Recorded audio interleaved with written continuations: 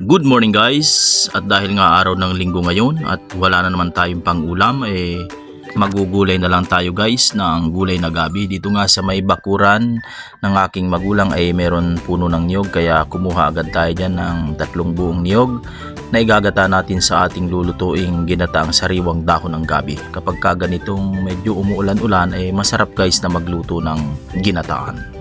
Kaya nga guys, hindi na natin pinatagal-tagal pa atin ang binunta ng ating mga nakuhang niyog na 3 buo para mas masarap kapag maraming gata ang ating lulutuing ginataang guys. Perfect na perfect yan. Talagang yummy at creamy kapag mas masarap na maraming gata guys.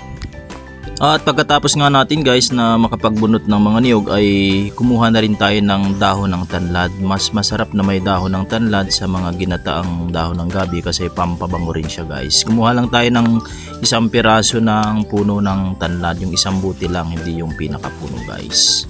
Pagkatapos nga natin guys na makuha ang dahon ng tanlad ay dumiretso tayo dito sa may gilid ng labog.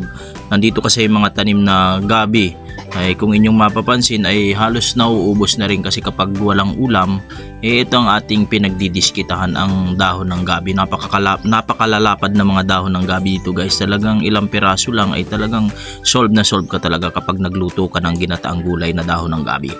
Bali napakainam din talaga kapag sa ganitong probinsya ka naninirahan na kapag walang ulam ikaw guys ay pumunta ka lang sa palibot at mag-ikot-ikot ay makasusumpong ka ng pwedeng iulam, at hindi naman tayo kukulangin sa mga panggata dyan dahil marami naman mga puno ng niyog dito sa aming bakuran sa palibot ng bahay ni Wo. Kaya nga dumiretso na tayo para sa munting kubo natin para gayatin na natin ang mga pinanguhan nating dahon ng gabi.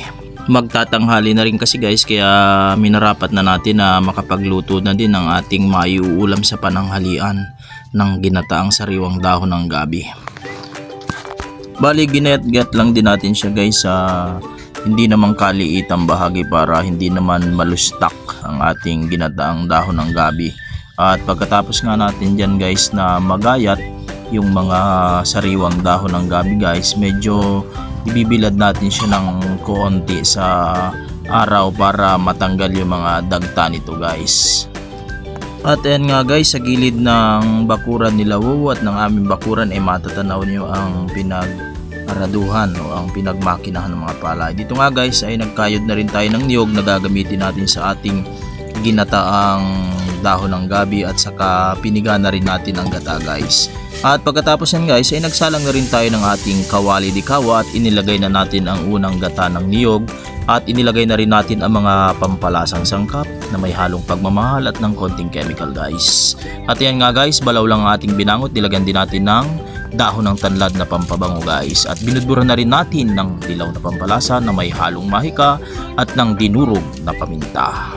Napakasarap talaga ng mamuhay dito sa probinsya, iyong malalasap ang sariwang simoy ng hangin at ang luntiang paligid. At yan nga guys, kumukulo na ang ating unang gata. Inilagay na natin ang mga sariwang ginayat na dahon ng gabi para pakuluan na natin siya guys at tinakpan na natin siya. At syempre nga guys, kapag ang unang gata ay humupa na, ilalagay na natin ang gatang pampinali na magsisilbing pampayami at pampakremi ng ating putahe baby. At ayan nga guys, nilagyan din natin ng siling berde para may kaunting kagat at anghang ang ating putahing ginataang gabi. Kaya nga guys, ano pang hinihintay nyo? Muli samahan nyo kaming umatake kasama ang Kabongko family. Maraming salamat sa inyong panonood.